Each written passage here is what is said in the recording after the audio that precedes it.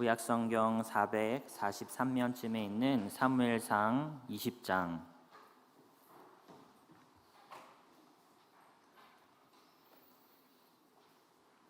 12절로 17절까지 말씀 한 절씩 교독하시고 마지막 17절 합독하도록 하겠습니다. 제가 먼저 12절 봉독하겠습니다. 요나단이 다윗에게 이르되 이스라엘의 하나님 여호와께서 증언하시거니와 내가 내일이나 모레 이맘때에 내 아버지를 살펴서 너 다윗에게 대한 의향이 선하면 내가 사람을 보내어 네게 알리지 않겠느냐. 그러나 만일 내 아버지께서 너를 해치려 하는데도 내가 이 일을 내게 알려주어 너를 보내어 평안히 가게 하지 아니하면 여호와께서 나 요나단에게 벌을 내리시고 또 내리시기를 원하노라. 여호와께서 내 아버지와 함께 하신 것 같이 너와 함께 하시기를 원하노니 너는 내가 사는 날 동안에 여호와의 인자하심을 내게 베풀어서 나를 죽지 않게 할 뿐 아니라 여호와께서 너 다윗의 대적들을 지면에서 다 끊어버리신 때에도 너는 내 인자함을 내 집에서 영원히 끊어버리지 말라 하고 이에 요나단이 다윗의 집과 언약하기를 여호와께서는 다윗의 대적들을 치실지어다 하니라. 다윗에 대한 요나단의 사랑이 그를 다시 맹세하게 하였으니 이는 자기 생명을 사랑함 같이 그를 사랑함이었더라. 아멘. 이 시간 우리 교회 협력 선교사님이시고 태국과 미얀마를 섬기고 계신 최승훈 선교사님 나오셔서 하나님 말씀 전해 주시겠습니다. 우리 나오실 때 환영의 박수로 맞아주시면 감사하겠습니다.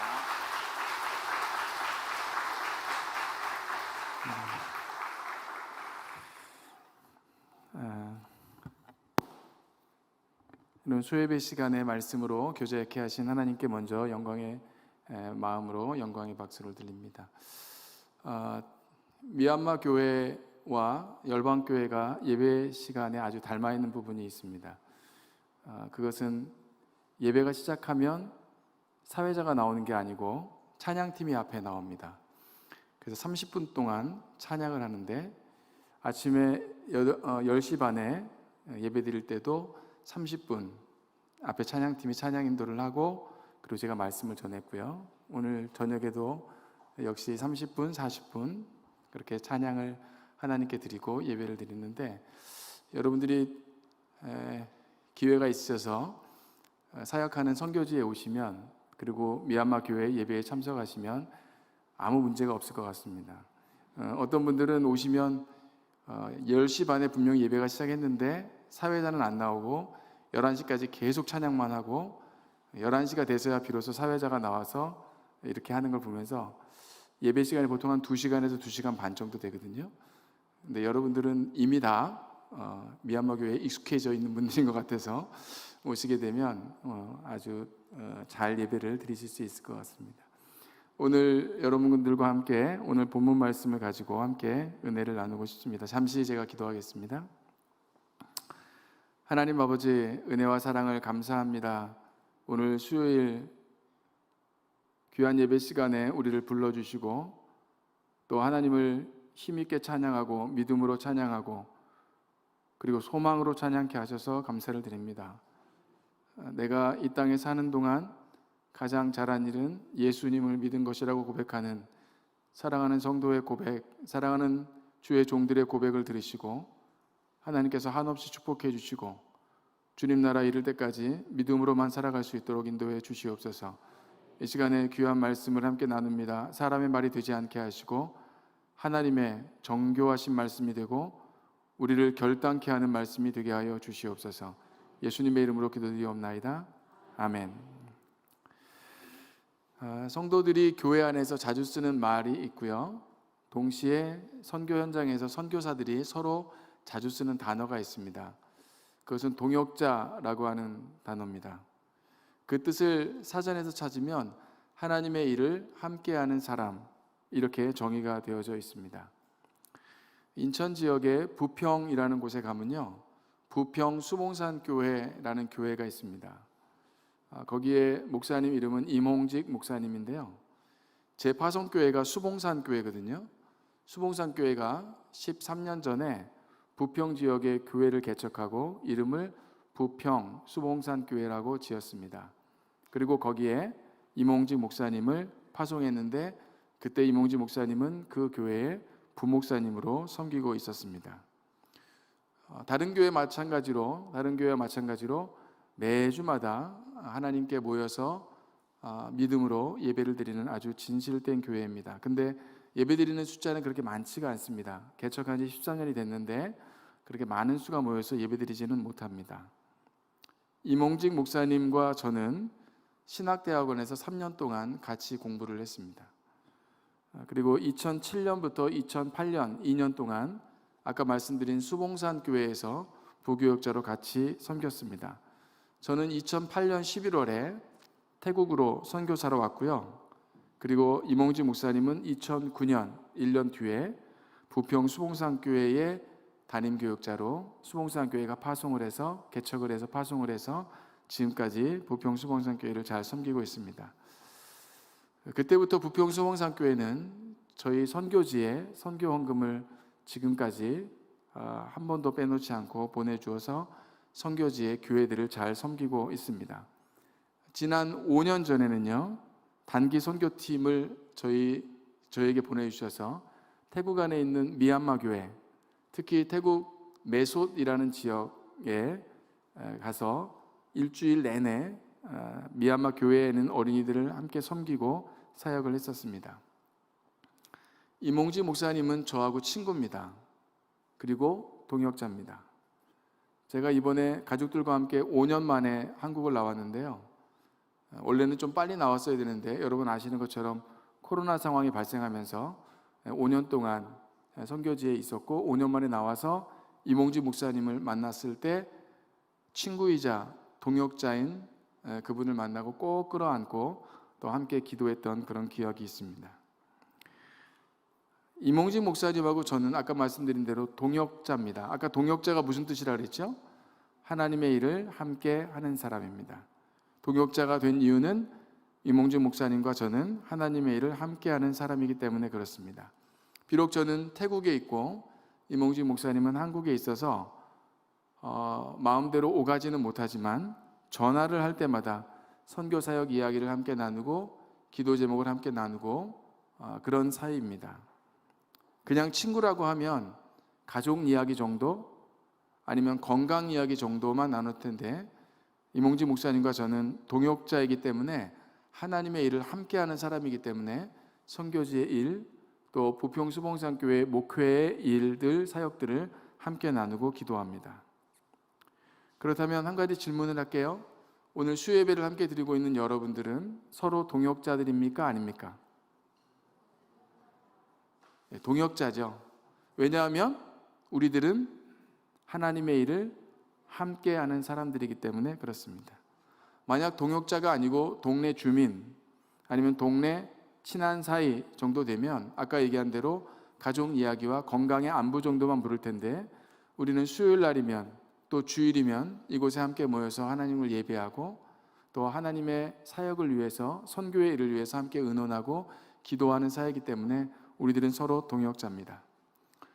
제가 있는 선교지에서 매 주일 교회를 찾아가서 예배를 드릴 때 거기에는 저는 한국 사람이고 거기 있는 사람은 미얀마 사람이고 또 어떨 때는 태국 사람들이 있는데 국적은 다르지만 우리들은 서로 하나님의 동역자들입니다. 나이가 많은 사람이 있고 나이가 적은 사람이 있고 어른이 있고 어린아이들이 있지만 남자가 있고 여자와 상관없이 우리들은 동역자입니다. 왜냐하면 우리들은 하나님의 일을 함께 하고 있기 때문에 그렇습니다. 저는 오늘 본문을 통해서 하나님의 일을 함께 했던 사람, 동역자 두 사람을 소개하려고 하는데 그 두 사람이 어떻게 동역자가 되었는지 그리고 동역자로서 그들이 어떤 일을, 어떤 사역을 감당했는지에 대한 이야기를 함께 나누려고 합니다. 그래서 오늘 설교 제목은 우리들은 서로 동역자들입니다. 이 제목으로 말씀을 나누겠습니다. 먼저 우리 옆에 있는 분들하고 인사 나눌까요? 우리들은 서로 동역자들입니다. 이렇게 인사할까요? 네. 제가 오늘 소개하려고 하는 두 명의 동역자는 요나단과 다윗입니다. 다윗과 요나단입니다. 먼저 다윗이 누구인지에 대해서 소개를 하려고 합니다. 여러분도 아시지만 다윗이 누구죠? 이스라엘의 왕입니다. 하지만 다윗이 사무엘에게 기름 부음을 받기 전까지만 해도 다윗은 들에서 양을 치는 양치기 또는 목동일 뿐이었습니다. 어느 날 아버지 이새가 다윗을 불러서 심부름을 시키죠. 먹을 것을 잔뜩 싸가지고 사울 왕과 이스라엘 군대가 있는 곳으로 다윗을 보냅니다. 거기에는 다윗의 형 3명, 첫째, 둘째, 셋째가 전쟁에 참여하고 있어서 이 3명의 아들들의 안부를 알기 위해 아버지 이새가 다윗을 불러서 심부름을 시키고 먹을 것을 가져다 주게 합니다. 아까 말씀드린 대로 이스라엘과 블레셋이 전쟁을 하고 있었던 때였기 때문에 이스라엘의 상황은 그렇게 좋지가 못했습니다. 블레셋 진영에서 싸움을 도두는 자가 한 명 나왔습니다. 여러분 아시는 대로 골리앗이 나왔죠. 골리앗의 키는 무려 3m가 된다고 성경이 쓰고 있는데 성경은 6규빗 한 뼘이라고 쓰고 있습니다. 그는 창을 가지고 있었고 칼을 가지고 있었고 방패를 든 자를 앞에 세우고 이스라엘 진영을 향해서 큰 소리로 외치고 있었습니다. 무엇이라고 외치고 있었냐면 하나님의 이름을 모욕하고 하나님의 군대 이스라엘을 모욕하는 큰 소리를 지르고 있었습니다. 무려 40주 40야 40일 동안 하나님의 군대 이스라엘을 모욕했습니다. 그런데 이스라엘 진영에서는 아무도 그 큰 소리로 모욕하는 소리에 대항하는 사람이 한 사람도 없었습니다. 왜냐하면 너무 무서웠기 때문입니다. 하지만 다윗이 아버지 이새의 심부름으로 전쟁터에 도착해서 그 소리를 들었을 때 다른 이스라엘 군대와는 좀 다른 반응을 다윗이 보입니다. 아버지 심부름을 왔다가 골리앗이 하나님의 이름을 모욕하는 소리를 들은 다윗은 일단 참을 수가 없었습니다. 다른 사람들은 무서운 감정만 가지고 있었지만 다윗은 그 소리를 인정할 수 없었고 참을 수가 없었죠. 그래서 곧바로 사울에게 달려갑니다. 그리고 자신이 골리앗과 싸우겠다고 요청을 했고 사울 왕은 허락합니다. 다윗은 물가에 가서 돌멩이 5개를 주었고 물매를 가지고 골리앗이 있는 엘라 골짜기로 가죠. 그리고 거기서 우리가 아는 대로 골리앗을 죽이고 골리앗의 칼을 빼내어 골리앗의 목을 베어 골리앗을 죽입니다. 이 광경을 지켜본 이스라엘 군대는 힘을 얻게 되었고 블레셋 군대와 전투를 벌여 큰 승리를 거두게 됩니다. 그 전까지만 해도 이스라엘은 두려움에 사로잡혀 있었지만 순식간에 두려움이 기쁨으로 바뀌는 순간이었습니다. 이때 다윗을 주목하여 본 한 사람이 있었는데 바로 요나단입니다. 요나단은 사울 왕의 아들이죠. 그리고 요나단은 사울 왕의 뒤를 이어서 이스라엘의 왕이 될 사람이었습니다. 사실 요나단은 다윗보다 나이가 좀 많았어요. 얼마큼 많았는지 혹시 아십니까, 여러분? 여러분이 사무엘상을 주의 깊게 읽어보면 요나단이 다윗보다 나이가 한두 살 많은 게 아니라 아주 많다는 것을 알 수 있는데 저도 성경을 읽다가 너무 나이 차이가 많이 나는 것 같아서 얼른 인터넷을 들어가서 다윗과 요나단의 나이 차이 이렇게 쳐서 알아보니까 어떤 성경학자가 이렇게 써놨습니다. 무려 30살이 차이가 납니다.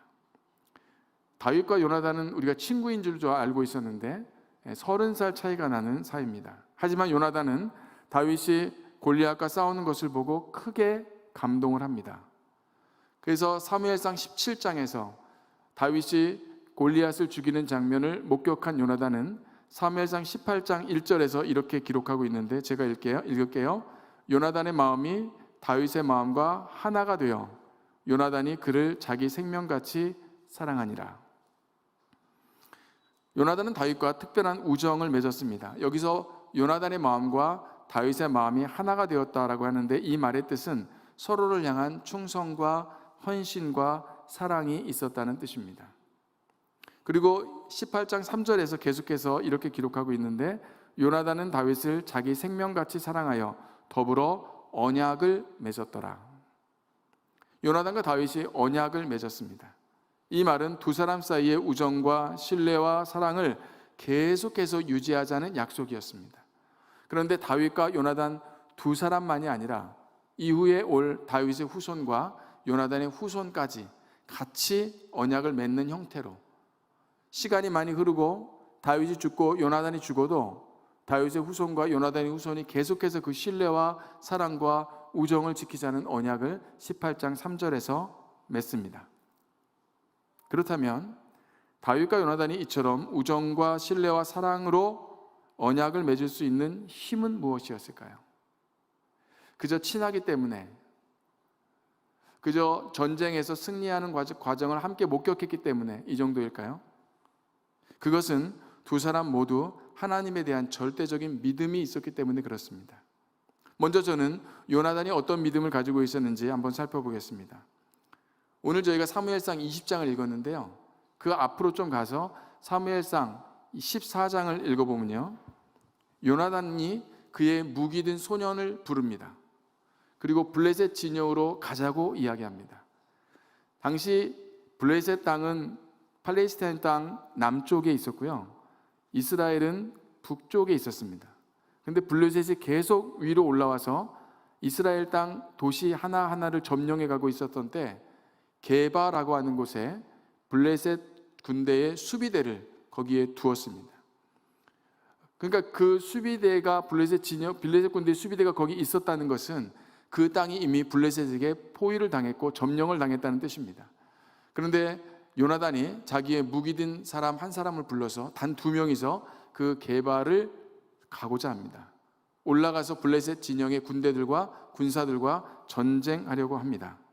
그때 무기를 든 소년이 두려워서 요나단에게 이렇게 얘기합니다. 우리는 둘밖에 안 되지만 블레셋 진영은 많은 군대가 있습니다. 우린 너무 적습니다라고 이야기를 했을 때, 그때 요나단이 자신의 믿음을 확실하게 보여주는 게 14장 6절인데요. 제가 읽을게요. 우리가 이 할례 받지 않은 자들에게로 건너가자. 여호와께서 우리를 위하여 일하실까 하노라. 여호와의 구원은 사람이 많고 적음에 달리지 아니하였느니라. 여러분, 이것이 요나단의 믿음입니다. 할례 받지 않았다라고 하는 말은 하나님과 언약을 맺지 않은 이방인이라는 뜻입니다. 다시 말하면 하나님과 상관이 없는 자들이라는 뜻이에요. 요나단은 이 싸움이 사람이 많으면 승리하고 사람이 적으면 패배하는 그 싸움으로 보지 않고, 이 싸움은 하나님과 언약을 맺은 자와 하나님과 언약을 맺지 않은 자의 싸움이라고 분명한 믿음이 있었습니다. 그래서 이 싸움은 단 2명이 올라가지만 이 싸움은 하나님과 언약을 맺은 자가 이 전쟁에서 반드시 승리할 것이다 라고 하는 믿음이 요나단에게 있었습니다. 단 2명이지만 요나단은 그 믿음을 가지고 게바로 올라갔고, 올라가서 블레셋 진영에 들어가 블레셋 군대의 일부를 죽이고 승리합니다. 이것이 바로 요나단의 믿음입니다. 그렇다면 다윗에게는 어떤 믿음이 있었을까요? 다윗이 골리앗과 싸우기 위해서 엘라 골짜기로 가지요. 아까 말씀드린 대로 골리앗이 다윗을 보는 순간 비웃으며 멸시합니다. 왜냐하면 다윗은 골리앗에 비해서 키와 덩치가 아주 작았기 때문이죠. 사실 이 싸움은 누가 보아도 골리앗의 승리로 끝날 게 뻔했습니다. 하지만 다윗이 골리앗을 향해서 큰 소리로 외치는데 그게 17장 45절입니다. 읽을게요. 제가 너는 칼과 창과 단창으로 내게 나오거니와 나는 만군의 여호와의 이름 곧 내가 모욕하는 이스라엘 군대의 하나님의 이름으로 내게 가노라. 다윗은 군대의 무기를 의지하기보다는 전적으로 하나님을 의지하여 싸우겠다라고 선언합니다. 왜냐하면 이 전쟁은 사람의 전쟁이 아니라 하나님의 전쟁이라는 것을 분명히 알았고, 이 싸움의 지도자는 다윗 자신이 아니라 자신이 섬기는 하나님 한 분이라는 것을 분명히 알았기 때문입니다. 이것이 바로 다윗의 믿음이었습니다. 아까 요나단도 이 전쟁은 하나님의 전쟁이라는 것을, 언약을 맺은 자와 하나님과 언약을 맺지 않은 자의 싸움이라는 것을 선포하는 믿음이 있었고, 다윗 역시도 이 싸움은 사람의 전쟁이 아니라 하나님의 전쟁인 것을 믿는 분명한 믿음이 있었습니다. 요나단과 다윗은 믿음의 사람이었습니다. 그리고 이 믿음은 모두 하나님으로부터 온 것이었습니다. 그러므로 요나단의 믿음과 다윗의 믿음은 같은 것이었어요. 다윗과 요나단이 우정과 신뢰와 사랑으로 언약을 맺을 수 있었던 힘은 바로 이 하나님께로부터 온 믿음 때문이었습니다. 이 두 사람은 이 믿음으로 인해서 언약을 맺을 수 있었고, 사랑과 신뢰와 충성과 사랑을 지킬 수가 있었던 것이었습니다. 그래서 두 사람은 언약을 맺을 수 있었죠. 요나단은 다윗에게서 하나님의 믿음을 보았고 다윗은 또 요나단에게서 하나님의 믿음을 보았습니다. 그래서 두 사람은 언약을 맺었죠. 엘라 골짜기 전투 이후에 다윗과 요나단은 동역자가 되었습니다. 다시 말하면 하나님의 일을 함께하는 사람이 되었습니다. 다윗은 동역자 요나단을 얻었고 요나단은 동역자 다윗을 얻었습니다. 이유는 다윗과 요나단 각각의 마음속에 하나님께로부터 온 동일한 믿음이 있었기 때문입니다. 동역자가 된다는 것은, 동역자를 만드는 힘은 하나님께로부터 온 믿음인 줄로 믿습니다. 서로 친분이 있고 사귄 기간이 오래됐고 고향이 같고 학력이 비슷하고 나이가 비슷하고 하기 때문에 동역자가 되는 게 아니라 각 사람의 마음속에 하나님께로부터 온 똑같은 동일한 믿음이 있을 때 비로소 동역자가 될 수 있습니다. 다윗과 요나단은 서로 동역자가 되었고 서로 의지하고 서로 신뢰하는 관계가 되었습니다. 그런데 다윗은 한 가지 문제가 생겼어요. 다윗은 자신의 생명을 위협하는 다른 한 사람을 만나게 되죠. 그가 누군가 하면 요나단의 아버지였던 사울 왕이었습니다. 다윗이 골리앗을 죽였을 때 사울 왕은 이스라엘 백성들과 함께 기뻐했습니다. 그리고 하나님을 찬양했죠. 다윗을 이스라엘 군대의 지도자로 임명했습니다. 그런데 문제가 생겼어요. 다윗이 밖에 나가서 블레셋 군대들과 싸워 승리하고 돌아왔을 때 여러분 아시는 것처럼 이스라엘의 여인들이 노래를 부르기 시작했는데 노래의 내용은 사울이 죽인 자는 천천히요 다윗이 죽인 자는 만만이로다. 여러분이 만약에 사울이라면 그 노래가 마음에 드셨겠습니까? 내가 왕인데 다윗보다 높은 위치에 있는데 내가 다윗을 임명한 사람인데 내가 임명한 사람을 이스라엘의 여인들이 노래하기를 나보다 훨씬 더 공이 많은 사람으로, 나보다 훨씬 더 능력이 많은 사람으로 칭찬하는 소리를 들었을 때 사울의 마음은 어떠했을까요? 사울은 이 노래를 들을 때 기분이 나빠졌고 다윗을 시기했습니다. 그리고 결국 다윗을 죽이기로 결심하죠. 이때 요나단이 다윗을 돕습니다. 이 요나단이 다윗을 돕는 내용이 오늘 우리가 읽은 본문 사무엘상 20장 12절부터의 내용입니다. 요나단이 다윗을 도운 건 두 가지 내용을 도왔는데요. 첫 번째가 12절에 나옵니다. 우리 12절 말씀을 함께 읽을까요? 읽습니다. 시작.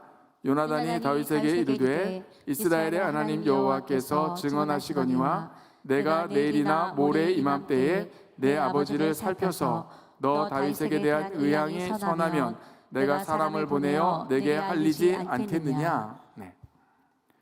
요나단은 다윗에 대한 사울 그의 아버지의 마음이 어떤지를 내가 직접 아버지를 만나서 묻고 살펴보겠다라고 이야기합니다. 다윗에 대한 마음이 선한지 아니면 다윗을 죽이고자 하는 악한 마음이 있는지를 내가 알아서 너에게 알려주겠다라고 이야기를 하죠. 사실 이것은 다윗에게 있어서 굉장히 필요한 내용입니다. 다윗이 직접 사울 왕을 찾아가서 저를 선하게 대할 마음이 있으십니까? 아니면 저를 악하게 대할 마음이 있으십니까? 라고 물을 수가 없어요.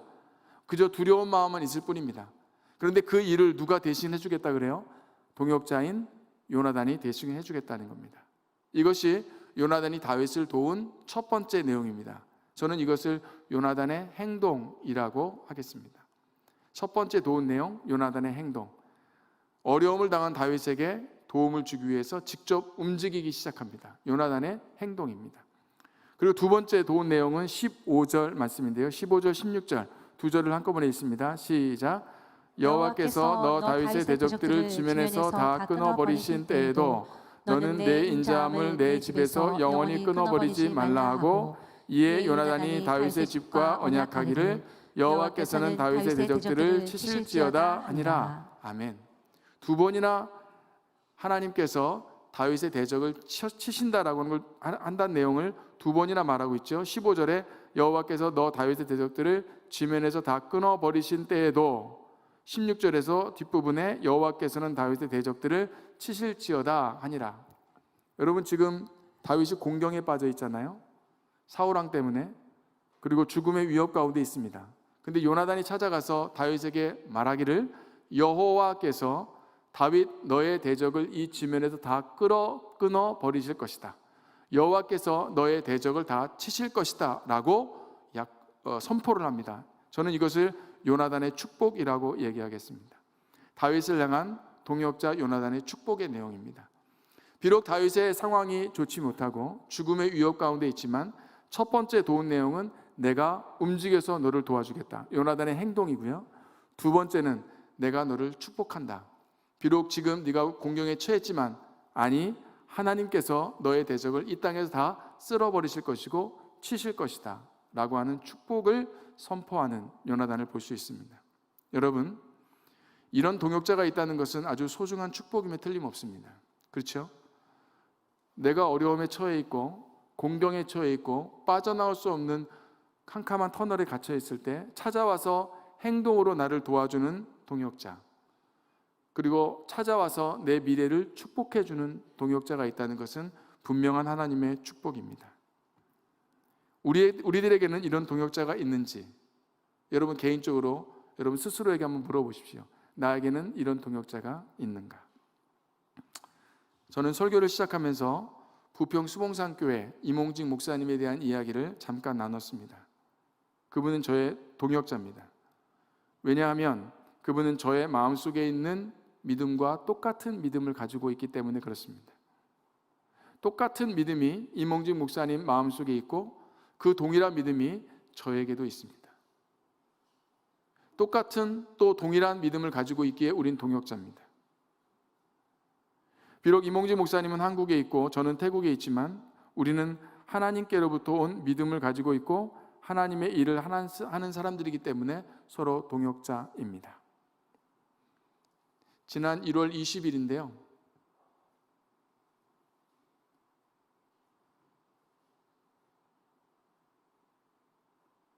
이몽지 목사님에게서 소식 하나가 왔습니다. 아주 안타까운 소식이 왔어요. 목사님 사모님이 소천하셨다는 소식이었습니다. 저도 그 사모님을 너무 잘 알고 있거든요.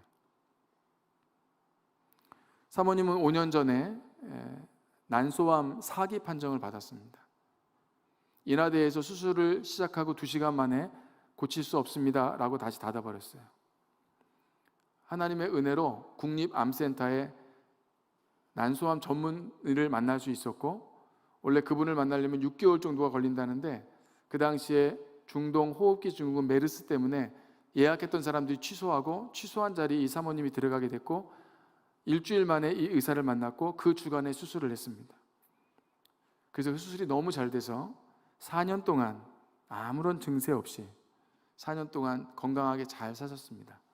그런데 5년째 되던 해에 암이 재발을 했고 급기야 뇌까지 진행이 돼서 나중에는 호흡하는 것 외에는 아무것도 할 수 없는, 그저 침대에 누워서 산소호흡기를 대는 것 외에는 아무런 치료 방법이 없는 상황까지 이르게 됐습니다. 이몽지 목사님이 전화가 왔습니다. 1월 20일은 아내의 생일이라고 합니다.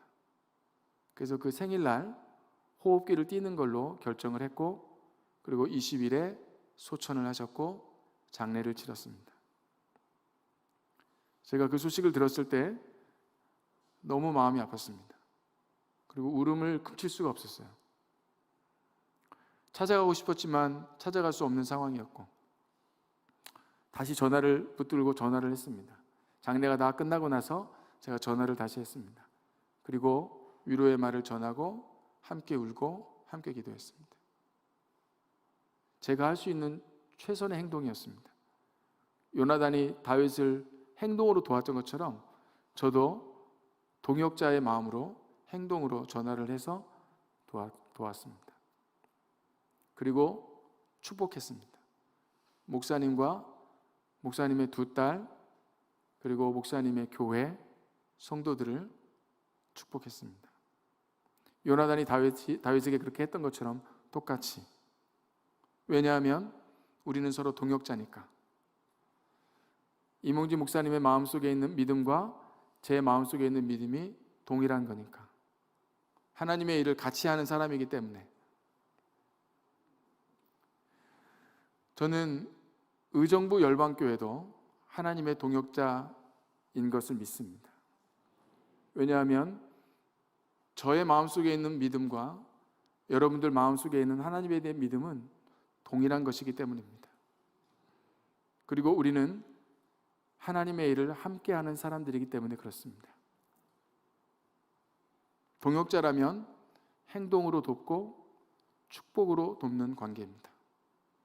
저는 의정부 열방교회를 위해서 기도하며 축복하고, 의정부 열방교회는 저와 저 가족뿐만 아니라 선교지, 선교사들 모두를 위해서 축복하고 기도하는 사람들입니다. 왜냐하면 우리는 서로 동역자들이기 때문에 그렇습니다.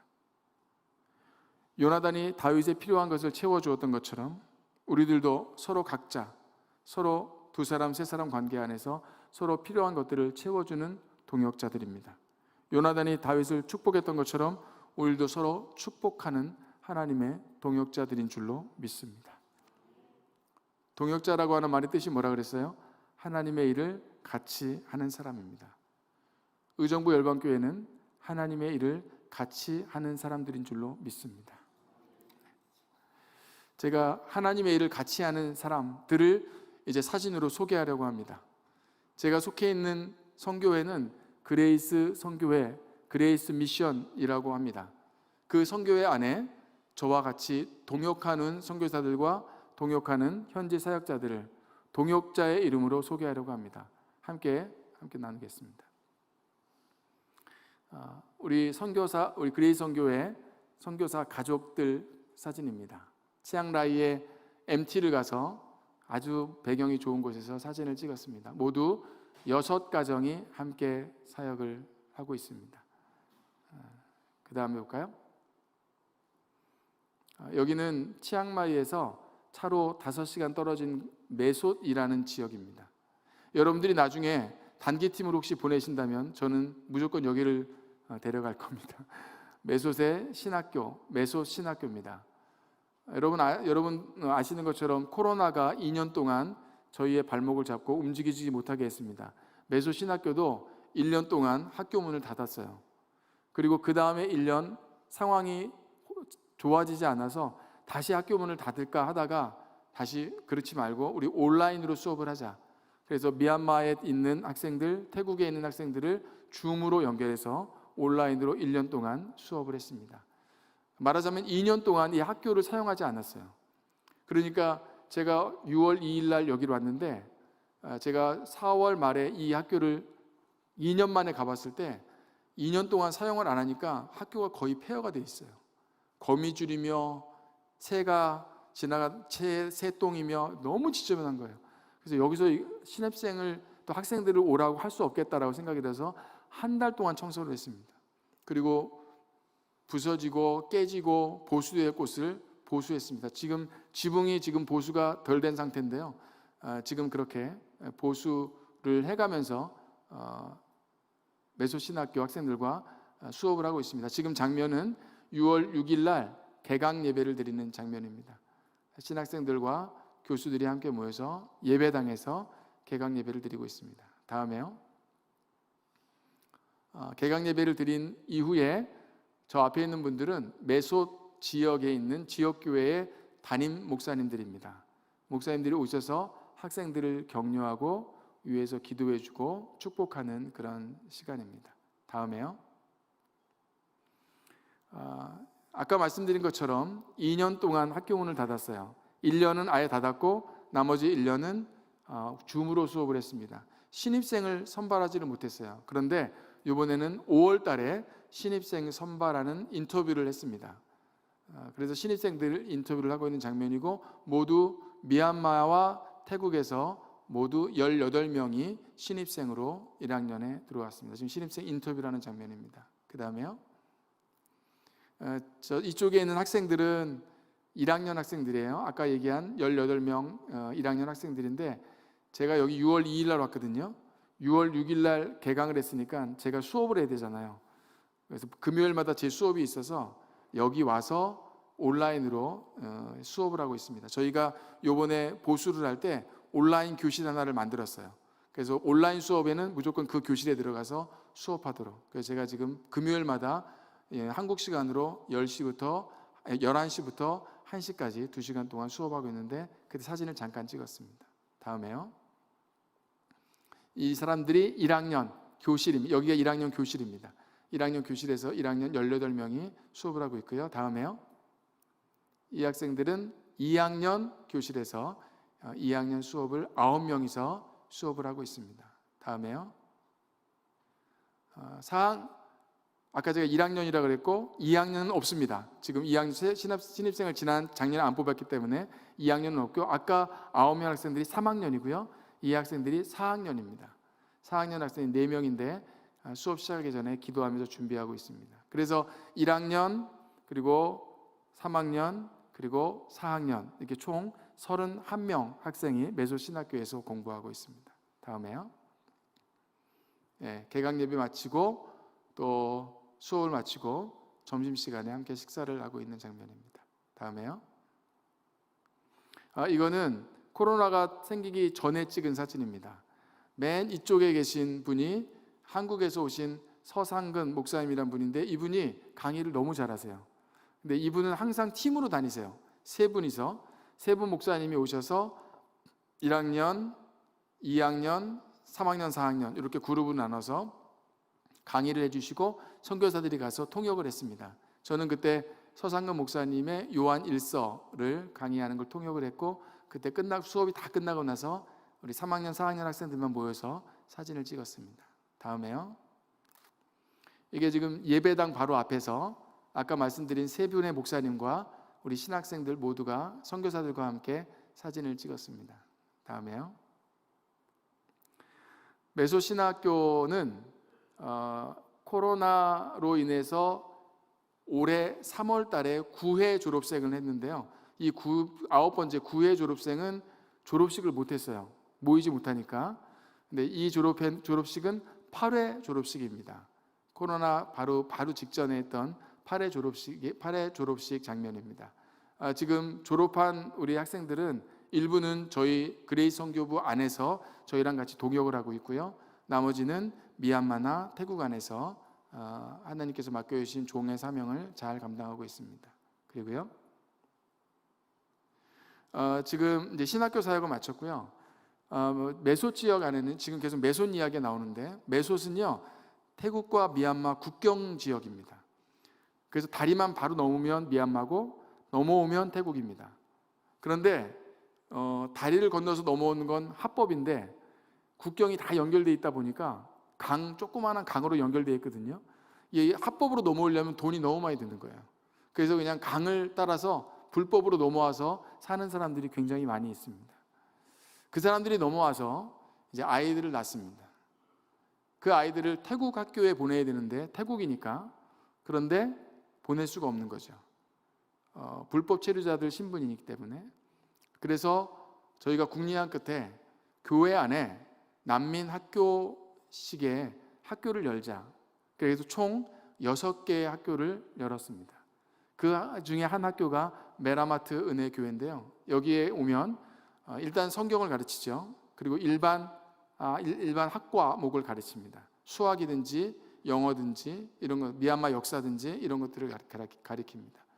메라마트 은혜교회 학생들이고 이쪽은 선생님들 이렇게 서 있습니다. 다음에요. 여기는 제디코 은혜교회라는 곳인데 여기도 역시 난민 학교를 열어서 처음에 시작하기 전에 예배를 드리는 장면입니다. 5월 초에 학교를 열었어야 되는데요. 태국 학교가 여는 상황을 보고 코로나 상황이 심각해지지 않으면 열 수 있도록 허락해 주겠다라고 마을의장이 약속을 해서 5월 말쯤, 5월 30일쯤에 학교를 열고 저렇게 예배를 드리며 준비하고 있고요. 그 다음에요. 여기 제디코 은혜교회 학교입니다. 그러니까 교회당이 있으면 옆에 담이 있고 교회당과 담을 저렇게 지붕을 연결해가지고 교실을 만들었어요. 교실에서 학년별로 나눠서 가르치고 있고요. 다음에요. 여기도 이제 제디코 은혜교회 가르치는 장면입니다. 아이들. 그리고요. 다음에요. 여기는 메꽁깬 은혜교회라는 곳인데요. 여기도 메소시입니다. 메꽁깬 은혜교회는 아픈 교회입니다. 사역자가 이 교회당 예배당을 건축할 때만 해도 사역자가 없었어요. 한국에서 헌금을 보내주신 교회가 있고 교회당을 건축을 했는데 그 사역자가 없어서 저희 신학생 중에 그때 3학년이었는데 꼬아옹이라는 전도사님이 있었는데 그분이 너무 성실해서 결혼도 했고 이 교회 사역자로 학생 신분이지만 파송을 했습니다. 그래서 이 학교의 담임 사역자의 사역을 너무 잘 감당했어요. 6개월 동안.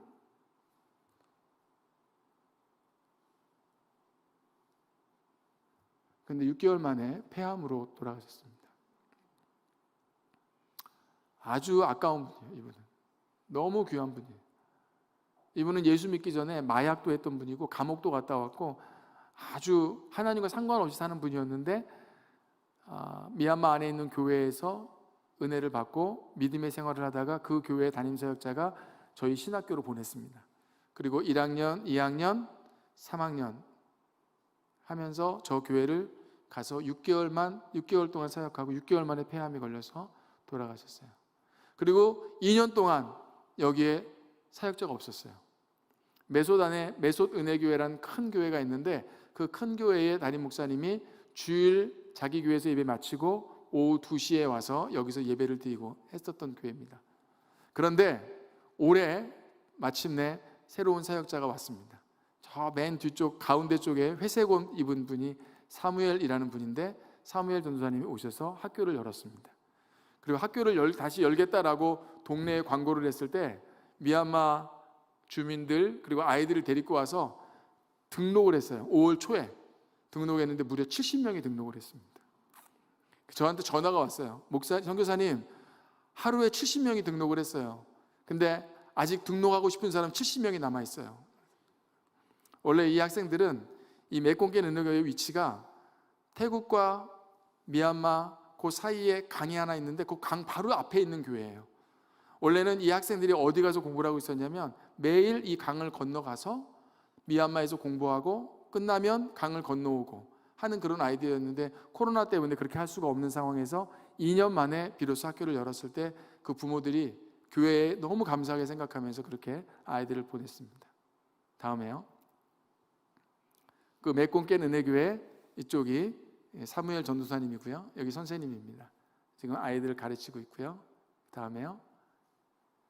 메콩겐 은혜교회 사무엘 전도사님을 제가 줌으로 강의하면서 만났는데 직접 얼굴을 대면해 보지 못했음에도 불구하고 줌으로 강의하면서 이 사람 너무 성실하다라는 느낌이 있었어요. 그래서 사무엘 전도사님을 추천을 해서 메콩겐 은혜교회 담임 사역자로 임명을 했고 제가 잠시 코로나 상황이 진정됐을 때 메콩겐 은혜교회 방문을 했고 아이들에게 하나님 말씀을 잠깐 전하고 있는 장면입니다. 다음에요. 이렇게 해서 이제 저희가 난민학교 사역이 끝나고요. 이번에 장학 사역입니다. 여기는 치앙마이 안에 있는 치앙마이 은혜교회인데 저희 선교부에서 제일 첫 번째로 세운 교회입니다. 교회가 좀 커요. 여기는 주일날이면 100명, 150명 정도 모여서 예배드리는 교회인데요. 이 교회 안에 학교가 있습니다. 여긴 난민학교는 아니고요. 정식 학교가 있어요. 그래서 선생님 숫자가 너무 부족해요. 그래서 저 가운데 있는 선생님을 우리 여자 선생님을 파얍이라는 대학에 보내서 교육학과에서 공부할 수 있도록 장학금을 선교사님 좀 주실 수 있습니까? 라고 맨 이쪽에 있는 스테븐 목사님이 선교사들에게 요청을 했어요. 그래서 선교사들이 십시일반 모아가지고 장학금을 전달하고 장학금이 1년에 한 100만 원 정도 소요가 되는데 그 100만 원 전달하고 그리고 파얍 대학교에서 지금 1년을 잘 마치고 지금 2학년째 공부하고 있습니다. 장학사역을 지금 하고 있고요. 다음에요. 여기는 수탭 은혜교회라는 곳인데요. 단기 선교팀으로 잠깐 왔던 집사님 한 분이 다 끝나고 갔는데 저한테 카톡으로 전화가 왔어요. 선교사님, 제가 청년 때 서원한 게 있는데 선교지에 학생 하나를 장학생으로 키우는 게 제 서원이었는데 청년 때 서원하고 다 잊어버리고 결혼하고 살다가 단기팀 와갖고 그게 생각이 나서 다시 전화를 한다고. 제가 1년에 120만 원을 보낼 텐데 어떻게 장학금을 좀 써주세요 했을 때 제가 생각난 사람은 수탭 은혜교회의 큰딸 유유라 그러는데요. 가운데 있는 치앙마이 대학교에 다니고 있습니다. 치앙마이 대학교 지금 1년을 마치고 이제 2년째 여기도 다니고 있고요. 지금 장학금을 전달하고 있는 장면입니다. 다음에요. 여러분, 미얀마 쿠데타로 인해서 미얀마 안에 피난민들이 많아지고 산으로 피신하고 의류나 먹을 것이나 잘 곳이나 이런 것들이 없을 때 저희 그레이스 선교부가 한국 교회에 후원을 요청하는 그런 때였습니다. 근데 저는 한국 교회 어느 한 곳도 전화해서 후원을 요청하지 않았던 때였는데 이승재 목사님이 저한테 전화가 왔어요. 미얀마가 어려운 상황인데 의정부 열방교회가 어떻게 도울 수 있을지 알려달라고. 너무 깜짝 놀랐어요. 그래서 제가 이제 알려줬습니다. 그래서 이승재 목사님이 이제 성도들과 함께 기도하고 의류를 수거해서 저에게 보내주겠다고 했습니다. 그래서 저는 한 10박스 정도 될 거로 생각하고 제 주소를 가르쳐주고, 근데 보내는 그날 미리 좀 알려주면 좋은데 보내는 그날 저한테 이승재 목사님이 42박스를 보내겠습니다 이렇게 해서 저는 너무 깜짝 놀랐어요. 42박스를 받은 적이 없습니다. 근데 저 박스가 우체국 박스처럼 요만한 게 아니라 일반 이만한 박스여서 우체국 박스로 하면 한 60에서 70박스 되는 그런 많은 양의 의류인데 그 의류를 무사히 저희의 선교센터로 도착을 했고, 저 맨 가운데 반바지를 입은 분이 피터라는 목사님인데요, 제가 42박스를 받아놓고 사진을 찍어서 보냈습니다. 잘 받았습니다. 근데 걱정인 거예요. 이걸 어떻게 보내지? 그런데 제가 저희 선교센터에서 가장 가까운 교회에 피터 목사님께 전화를 했어요. 상황을 설명했더니 자기가 오겠다는 거예요. 그리고 차를 가지고 왔습니다. 자기는 이거를 미얀마 꺼친 스테이트, 꺼친 주 안에 있는 어려움을 당한 피난민들에게 보낼 수가 있다는 거예요. 자기가. 그럼 오케이. 그럼 가져가라고 일부를. 그래서 42박스 중에 3분의 1을 가져갔습니다. 그리고 일주일 있다가 다시 전화가 왔습니다. 남는 게 또 있습니까? 그래서 남는 게 있지. 그래서 한 번 더 오겠습니다. 그래서 두 번째 나머지 3분의 1을 저분이 가져갔습니다. 그래서 미얀마 북쪽 꺼친 스테이트에 있는 미찌나라고 하는 곳에 저 의류를 다 보냈습니다. 얼마나 고마웠는지 몰라요. 다음에요. 이분은 아까 얘기한 수탭 은혜교회, 아까 장학금을 도왔던 수탭 은혜교회 조민퇴 목사님입니다. 조민태가 아니고요, 조민퇴입니다. 그래서 어떤 분은 제가 이름을 얘기하면 한국 사람인 줄 아는데 저분이 나머지 3분의 1을 가져갔습니다. 제가 전화를 해서 이분은 의류를 받기 이전부터 미얀마 난민들을 돕기 위해서 태국과 미얀마 국경 매홍손이라는 곳을 자주 왔다 갔다 한 분이었습니다. 자기 사비를 들여서 저 차를 끌고 교회에서 헌금해서 의류나 약품이나 쌀이나 식용유 이런 걸 싣고 직접 가서 그 국경에 있는 군인들에게 좀 뒷돈을 주고 저기 들어갈 수 있도록 그 일을 계속 했던 사람이었습니다. 그래서 제가 전화를 해서 얘기했더니 자기가 가지러 가겠다. 그래서 와서 나머지 3분의 1을 싣고 이제 또 가서 그쪽에 전달을 했습니다. 다음에요. 저 박스는 의정부 열방교회에서 보낸 박스는 아닌데요, 다른 교회에서 보낸 박스인데 저기 있는 저 목사님은 치앙라이 은혜교회, 저희 선교부에서 두 번째로 세운 교회인데 그 목사님 오셔서 저 나머지 다른 교회에서 온 의류를 싣고 이제 또 가고 있는 장면입니다. 온 가족입니다. 세 가족이. 그리고요, 다음에요. 여기는 미얀마 내지입니다. 저희가 들어갈 수 없는 곳이에요. 그곳에 의정부 열방교회가 보내온 헌금 있습니다. 저는 그 많은 헌금을 보내주신다 그래서 그 얘기를 듣는 순간 첫 번째 놀랬고 두 번째 감사했고 그랬습니다. 그 헌금을 미얀마 내지 안에서 피난민들을 돕는 사역을 하고 있는 이쪽 여자분이 지도자인데요, 그 지도자에게 전달을 하는 장면입니다. 저 뒤에 십자가 있고 이쪽은 G라고 써 있고요, 이쪽은 M이라고 써 있거든요. 그게 뭐냐면 그레이스 미션입니다. 그래서 그레이스 선교회 그레이스 미션 플래카드를 자기들끼리 이렇게 만들었어요. 로고를 해가지고. 그래서 그레이스 미션이 전달합니다 이렇게 해서 전달하는 장면입니다. 여러분, 의정부 열방교회가 의류며 또 헌금을 보내줘서 이렇게 전달을 했잖아요. 어려움을 당한 사람에게 전달해서 도움이 되는 것 첫 번째였고요. 두 번째는 저희와 함께 사역하고 동역하는 미얀마 사역자들이 한국 선교사를 보는 눈이 달라졌어요. 원래부터 신뢰가 있었는데, 저희도 존경하고 신뢰가 있었는데, 이 일로 인해서 한국 선교사들이 자기 나라 국민들을 이렇게 사랑하는구나. 물론 저희는 한국 교회에서 헌금하고 모금한 거를 받아서 전달한 중재 일만 했을 뿐인데, 이 일로 인해서 이 미얀마 사역자들과 선교사들과의 관계가 너무 두터워졌어요. 이게 정말 형제같이 진짜 동역자가 되었습니다. 서로 존경하고 서로 신뢰하는 그런 관계가 되었고, 미얀마 사역자들이 한국 교회에 굉장히 감사를 하고 있습니다. 그 다음에 한번 볼까요? 여기는 좀 갖가지 사진이 있는데 다 교회 이름들입니다. 다 미얀마 내지 안에 있는 교회들 중에 저희가 헌금을 보내서 그 헌금을 가지고 쌀, 식용유, 또 설탕 이런 것들을 사가지고 교회 성도들뿐만 아니라 교회 주변에서 어려움을 당한 사람들에게 전달하는 장면을 사진 찍어서 저에게 보내줬어요. 근데 훨씬 더 많은 교회가 있는데 사진 찍어서 보낸 교회가 이 정도 있습니다. 그래서 제가 이만큼씩 조그맣게 사진을 만들어서 이렇게 만들어봤습니다. 그 다음에요. 그렇게 해서 의정부 열방교회를 비롯한 많은 한국교회가 보내준 헌금과 또 의류를 통해서 쿠데타 때문에 어려움을 당하고 피난온 사람들을 도울 수 있었고요. 그 다음에 이 사역은요, 저희가 교회 개척 사역을 합니다.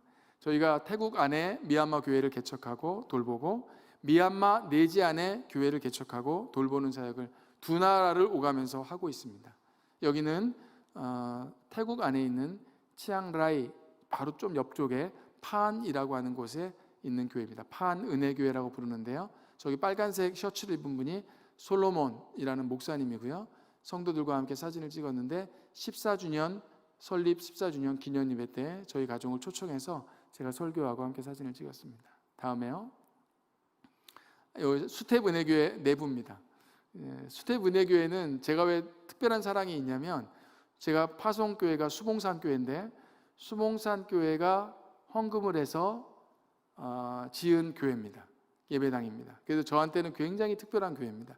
그리고 제가 선교사로 파송받고 제일 첫 번째로 이 수텝 은혜교회 예배당을 이렇게 짓는데 중간에서 역할을 했었기 때문에 수텝 은혜교회는 저한테 굉장히 특별한 교회입니다. 14주년 기념 예배, 여기도 14주년인데 14주년 기념 예배 때 가서 예배를 드리고 성도들과 함께 사진을 찍었습니다. 다음에요. 여기는 메소스에 있는 탓 은혜교회라는 곳입니다. 저기 메리 크리스마스라고 써 있죠, 메뉴에. 언제 갔을 것 같아요? 성탄절에 갔습니다. 성탄절에 가서 함께 예배드리고 저희 가족들이 다 갔는데 예배드리고 사진을 찍었습니다. 그리고요, 여기는 메소스에서 국경을 넘어 메와디라고 하는 지역에서 한 30분 정도 더 시골로 들어가면 차옹송 은혜교회라는 곳이 있습니다. 차옹송 은혜교회는 원래 단사잉두라는 전도사님이 목회를 했는데 3년 동안 목회를 아주 잘했어요. 그런데 이 전도사님이 사정상 사임을 했어요. 그래서 사역자를 찾아야 되는 거예요. 그때 저기 지금 사진 위쪽에 앉아서 기도받고 있는 분이 모따우 전도사님인데요, 저분도 저희 메소 신학교 출신입니다. 저분이 메와디의 한 교회를 부교육자로 섬기고 있었는데 제가 줌으로 연결해서 선교사들과 인터뷰를 했습니다. 그리고 당신을 차옹송 은혜교회 사역자 후임자로 보내겠습니다. 당신은 결정하십시오 해서 기도하면서 결정해서 가겠다라고 해서 지금 차옹송 은혜교회 안에서 단사잉두 전도사님 다음으로 두 번째 사역자로 이렇게 메와디 지역에 있는 교회 목사님들이 모여서 함께 기도해 주고 있는 장면이고요. 아래 사진은 그 주일 예배 때 아이들이 나와서 율동하면서 찬양하는 장면입니다. 특별히 제가 왜 차옹송 은혜교회를 여기 사진에 넣었냐면, 의정부 열방교회가 매월 선교 후원비를 보내주시거든요. 선교 후원비가 다 차옹송 은혜교회 사역자 사례로 나갑니다. 그래서 여러분들이 헌금해 주시면 저는 중간에서 역할만 하고 저 사역자 사례로 가서 사역자가 한 달 동안 사는데 생활비며 사역비로 그렇게 사용하고 있기 때문에 제가 특별히 이 사진을 넣었습니다. 다음에요. 여기는 치앙마이 안에 있는 사라피 은혜교회라는 곳인데요, 여러분, 여기는 미얀마 교회지만 미얀마어를 쓰지 않습니다. 그렇다고 태국어를 쓰지도 않습니다. 이 교회는 미얀마 안에 있는 종족 중에 샨이라는 종족입니다. 샨 종족은 아주 폐쇄적인 종족이라 미얀마어가 표준어임에도 불구하고 미얀마어를 배우지도 않고 미얀마어를 사용하지도 않습니다. 자기들 종족 언어만 가지고 생활하고 자기들 종족 언어만 가지고 사용하는 학교를 만들어서 아이들을 가르칩니다. 그래서 저기 가서 미얀마어로 설교하면 아무도 못 알아듣습니다. 미얀마 사람임에도 불구하고 저기는 샨 언어로 설교해야 알아듣습니다. 그런데 저 사람들이 다 태국 안에 있는 사람들이기 때문에 태국어로 설교하면 또 알아듣습니다. 그래서 제가 미얀마 교회에 가면 미얀마어로 설교하지만 이 사라피 은혜교회 샨 교회에 가면 태국어로 설교를 합니다. 그러면 저분들이 다 알아듣고 하는데, 지금 저 곳은 예배당이 아니고요. 예배당을 갖고 있지 않고요. 집을 렌트를 해가지고 월세를 내면서 하는 예배 장소입니다. 저기에 가서 예배를 드렸고, 제가 왜 이 사진을 보여드리냐면 지금 교회들마다 다 예배당이 있거든요. 근데 이 사라피 은혜교회가 예배당이 없어요. 그래서 치앙마이 안에서 대지를 구입하고 예배당을 건축할 그런 계획을 가지고 있는데, 이제 그렇게 같이 할 교회를 제가 찾고 있습니다. 사라피 은혜교회 샨 교회입니다. 아주 특별한 교회고, 특별히 미얀마 사람들이 태국으로 이주 근로자로 오는데 그 중에 70%가 샨족입니다. 그러니까 이주에 오는 사람이, 이주에 와서 근로자 생활하는 사람이 총 300만 명이 되는데 300만 명 중에 70%가 샨족입니다. 그러니까 샨족 선교는 아주 중요합니다. 게다가 샨족은 불교 신자가 98%입니다. 그래서 이 사람들을 전교하는 게 그렇게 어려워요. 그런데 해야 됩니다. 그리고 태국 안에 넘어와 있기 때문에 그냥 만나는 게 너무 쉬워요. 복음 전하기가 너무 쉬워요. 그래서 저희가 샨 교회를 개척을 했고요. 이 샨 교회 말고 또 한 교회가 있는데 비전 교회인데 여기도 역시 샨 교회입니다. 샨 언어로만 예배를 드려요. 그래서 저희 샨 교회가 꼭 2개가 있는데요. 앞으로 저희는 샨 선교를 위해서도 계속해서 계획을 가지고 헌신할 그런 비전을 가지고 있습니다. 다음에요. 여기는 미얀마 교회도 아니고 샨 교회도 아닙니다. 여기는 정통 태국 교회입니다. 여기는 태국 사람들만 모여서 예배하는 곳입니다. 저희 선교회 안에는 다 거의 대부분 미얀마 교회인데 이 교회 유일하게 한 곳만 태국 교회입니다. 그리고 제가 미얀마 교회 안에 있는 태국 예배에 한 달에 2번 가서 태국어로 설교를 합니다. 왜냐하면 미얀마 근로자로 오신 분들이 10년이 지나고 20년이 지나면서 결혼을 하고 아이들을 낳는데 그 아이들이 커가면서 태국 학교를 가거든요. 아까 메소 지역에 있는 아이들은 불법 체류를 하러 왔기 때문에 학교를 못 보내요. 근데 치앙마이 안에 있는 사람들은 다 거주증을 가지고 있어서 거주증을 가지고 있는 미얀마 사람들의 자녀들은 태국 학교를 갈 수 있습니다. 그래서 태국 학교에 가서 태국어로만 공부를 하니까 이 아이들은 미얀마 말을 잘 못해요. 꼭 우리나라 미국 이민 2세대하고 비슷합니다. 그래서 미얀마 말 잘 못하니까 설교를 미얀마 말로 하면 잘 못 알아들어요. 그래서 이 사람들에게 태국어로 설교해 줄 수 있겠냐라고 아까 스티븐이라는 목사님 치앙마이 은혜교회 아까 잠깐 봤었죠? 그분이 저한테 부탁이 왔어요. 그래서 제가 그때부터 다시 태국말을 공부해서 태국어로 그 교회에 한 달에 2번 가서 설교한 지가 벌써 5년이 되었습니다. 그러는 중에 하나님께서 은혜 주셔서 태국 교회를 개척할 수 있도록 하셨고, 저희가 샨 선교뿐만 아니라 태국 선교도 그레이스 선교부가 감당하려고 지금 계획을 하고 있습니다. 지금 미얀마 교회는 태국 안에서와 태국 안과 미얀마 내지 전체 합해서 79개 교회가 있습니다. 그런데 태국 교회는 단 하나가 있는 거예요. 그래서 제가 이제 한국에 방문을 마치고 다시 태국으로 돌아가면 우리 선교사들하고 같이 의논해서 2호 교회, 3호 교회를 하려고 우리 선교사님과 의논 중에 있습니다.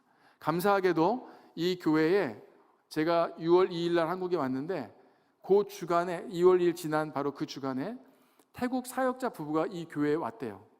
근데 그 사역자 부부가 이름이 힌카오라는 분인데 이 전도사님을 제가 태국 신학교에서 가르쳤습니다. 그런데 이분들을 볼 때 너무 마음에 드는 거예요. 너무 신실한 거예요. 그래서 제가 마음속에 이 사람들이랑 같이 사역하면 너무 좋겠다 이런 마음이 있었거든요. 근데 이 마음을 가지고 여기 이 교회 이름이 반프라쿤 교회인데 반프라쿤 교회에 반프라쿤 교회를 이렇게 하고 있는 선교사님하고 그 이야기를 나눴는데 그 선교사님도 역시 동일한 마음을 가지고 있어서 같이 기도했습니다. 근데 제가 한국에 오고 나는데 첫 번째 주일날 지나고 나서 그 선교사님한테 전화가 왔어요. 힌카오라는 분이 이 교회에 왔다는 거예요. 와서 이 교회를 위해서 섬기고 싶다고. 너무 뜻밖의 감사한 제목이 너무 많았습니다. 그래서 저는 이제 다시 태국으로 돌아가면 힌카오라는 전도사님 부부를 제가 다시 한번 만나서 이 전도사님 부부를 통해서 태국 2호 교회를 개척할 마음을 제가 갖고 있습니다. 다음에요. 반프라쿤 교회에서 성탄절날 이웃 주민들에게, 안 믿는 이웃 주민들에게 계란을 주면서 성탄 선물을 주고 있는 장면이고요. 다음에요. 반프라쿤 은혜교회 예배당 건축 중에 있습니다. 지금 다 완성됐고 거기서 예배를 드리고 있고요.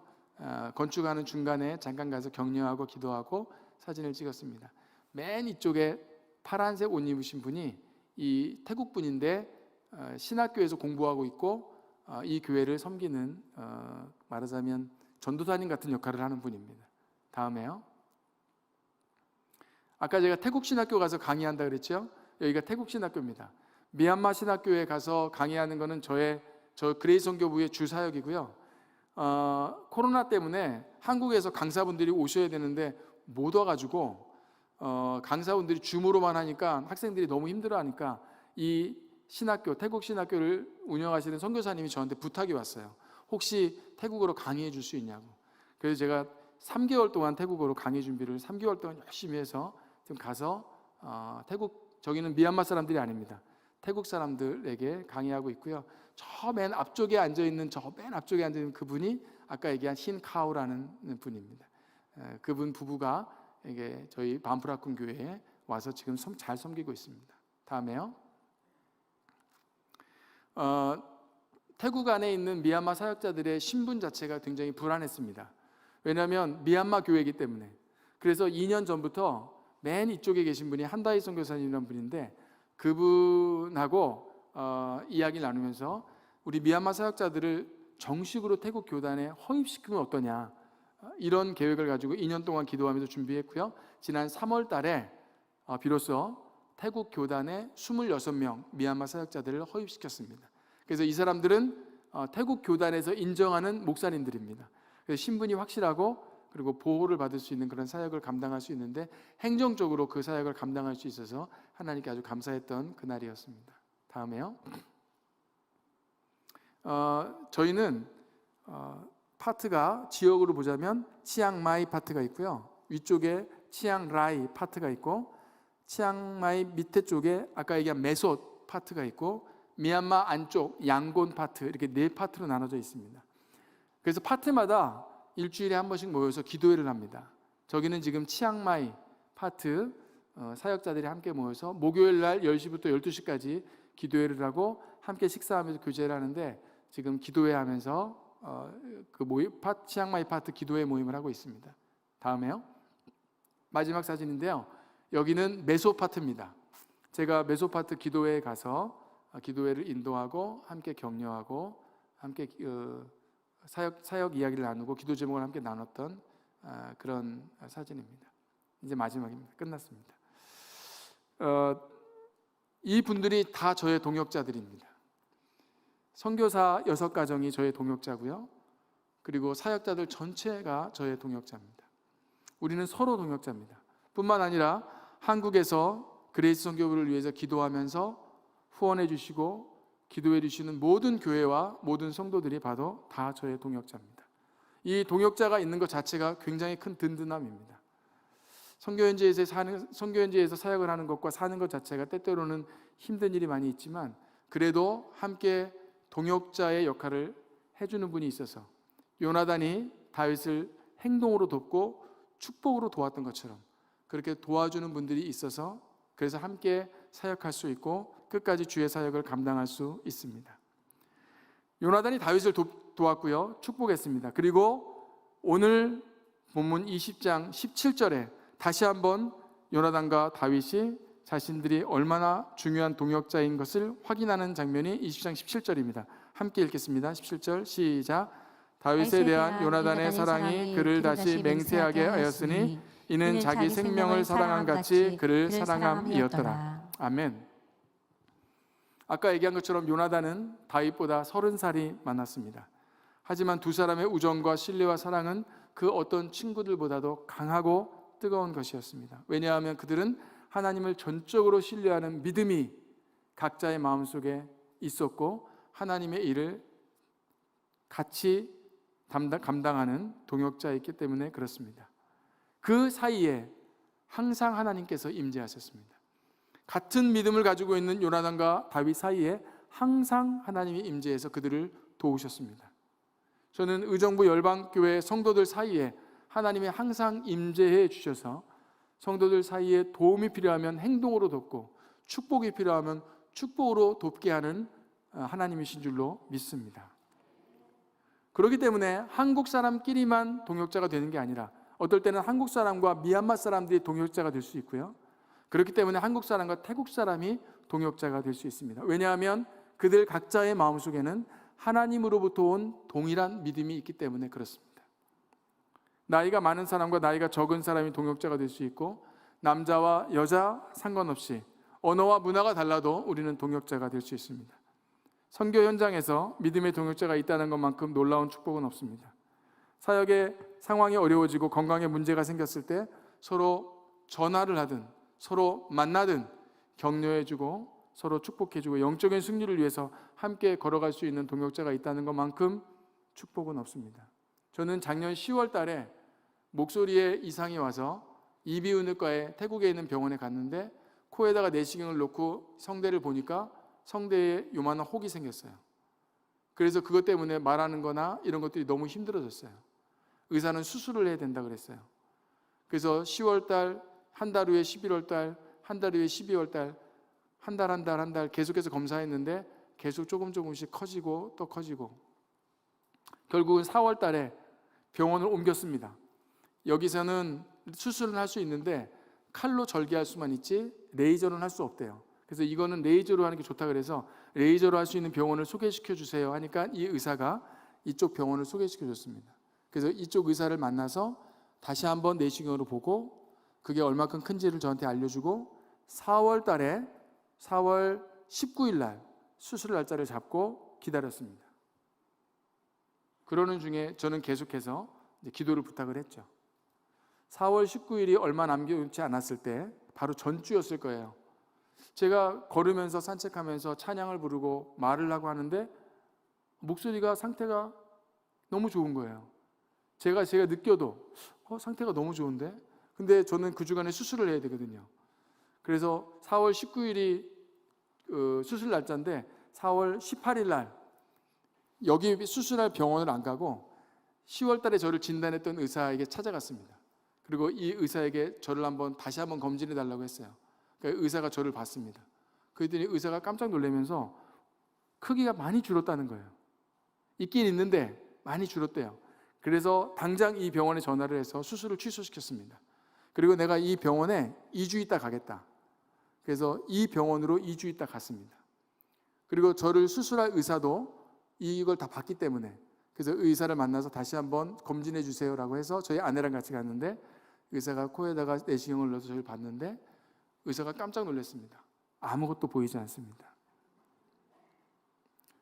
저는 이렇게 넣고 있기 때문에 하나님을 찬양합니다 이 말을 못했어요. 이게 지금 들어가 있는 상태라. 근데 제 옆에 있는 아내가 하나님을 찬양합니다. 태국말로 컵쿰프라짜오 이렇게 했습니다. 의사도 다 들었습니다. 하나님을 찬양합니다. 그리고 당장 담임 목사님께 전화를 했습니다. 그리고 목사님 수술 안 해도 됩니다. 그냥 없어도 됩니다. 목사님도 깜짝 놀라는 거예요. 그리고 저희 어머니한테 전화했습니다. 우리 어머니 할렐루야.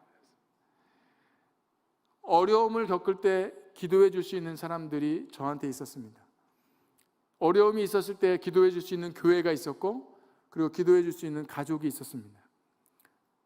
행동으로 도와줬고 축복으로 도와줬고 기도로 도와주셨습니다. 그래서 지금 제가 설교하고 말하고 찬양하는데 아무런 문제가 없습니다. 하나님의 능력이고 하나님의 은혜인 줄로 믿습니다. 저는 지금도 제 마음속에 태국 안에 있는 또 미얀마 안에 있는 우리 사역자들의 이름들이 다 여기 들어 있습니다. 얼굴만 보면 그 이름이, 그리고 그 사람의 상황이, 어떻게 기도해야 될지, 그리고 그 교회의 이름과 그리고 그 교회에 어떤 사정이 있는지. 제가 6월 2일 날 한국 나왔는데 미얀마 사역자들한테 계속 전화가 와요. 인터넷 전화로, 메신저로 계속 전화가 와서 제가 한국에 있는 건지 치앙마이에 있는 건지 구별이 안 될 정도로 전화하면 항상 미얀마 말로 해야 되고, 한국에 있는데, 그런데도 불구하고 그게 너무 감사한 겁니다. 아, 이 사람이 나를 동역자로 아는구나. 나의 도움이 필요하구나. 그러면 내가 도와야지. 여러분, 우리들은 서로 동역자입니다. 서로 돕고 축복하는 사이입니다. 그리고 우리는 서로 동역자입니다. 왜냐하면 우리는 하나님의 일을 함께하는 사람들이기 때문에 그렇습니다. 그렇기 때문에 의정부 열방교회 성도 여러분, 날마다 하나님을 찬양하는 믿음이 있기를 바랍니다. 우리에게 믿음의 동역자를 이렇게 많이 붙여주신 하나님께 날마다 찬양하는 성도님들의 삶이 되기를 주의 이름으로 축복합니다. 여러분, 우리는 서로 동역자들입니다. 한번 제가 기도하겠습니다. 살아계셔서 역사하시는 하나님 아버지, 그리고 우리에게 동역자를 붙여주신 하나님 아버지, 주의 선교를 위해서 또 목회를 위해서 필요한 사람들을 붙여주시고 필요할 때마다 행동으로, 필요할 때마다 축복으로 우리를 도와주시니 참으로 감사를 드립니다. 하나님, 의정부 열방교회가 서로 동역자가 되어져서 하나님의 일을 같이 하는 사람이 되어져서 날마다 주의 이름을 찬양하고 주의 사역을 선포하는 교회가 되게 도와주시옵소서. 각자의 마음속에 동일한 믿음이 있는 것을 확인케 하여 주시옵시고, 다윗과 요나단처럼 하나님의 임재를 사모하며 하나님의 이 사역을 위해서 충성스럽게 헌신하는 성도들 모두가 되게 인도해 주시옵소서. 미얀마 교회와 태국 교회와 그리고 치안교회, 모든 교회, 한국교회 모든 교회들이 서로 동역자가 되어져서 하나님의 복음을 땅끝까지 전파하는데 우리를 사용하여 주시옵소서. 감사드리며 예수님의 이름으로 기도드리옵나이다. 아멘.